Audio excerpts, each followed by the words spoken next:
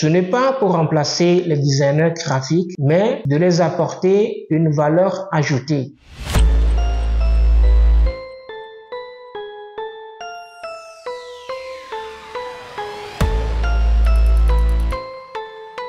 Salut les amis, j'espère que vous allez tous bien. Moi aussi je vais également super bien et je suis très content de vous retrouver encore une fois dans la classe de designer graphique. Normalement, c'est pas cette vidéo qui devait sortir. Pour ceux qui me suivent régulièrement, eux, ils doivent savoir que c'est pas cette vidéo qui a été prévue. Mais on dit souvent, il faut battre le fer quand il est encore chaud. Alors, tellement que le sujet, il est chaud, c'est pour cela que j'ai décidé de faire une vidéo rapidement dessus. Alors, c'est quoi déjà le sujet? Il s'agit de l'intelligence artificielle. Au début, quand ceci avait commencé, beaucoup de personnes ont dit que c'est fini pour les designers graphiques et que dans les années à venir, on n'aura plus besoin de designers graphiques pour leurs projets. Et cette histoire, ça a tellement fait du bruit qu'il y a même des petits, des jeunes qui aimeraient se lancer dans le milieu du design graphique. Juste à cause de cette histoire, il y a beaucoup qui ont dû désister. Vous voyez un peu? Revenons au sujet principal. Hier nuit, j'avais fait la mise à jour de mon Photoshop CC 2024 bêta et je me suis rendu compte que les gars, ils ont intégré la génération directe des images dans Photoshop CC 2024 bêta. Vous voyez un peu? C'est juste fabuleux quoi. C'est vrai, il y a déjà ce côté d'intelligence artificielle qui est déjà intégré dans Photoshop, mais quand vous voulez utiliser cela pour générer des images, la majorité des images ne sont pas de top qualité. Vous allez voir des déformations par-ci par-là.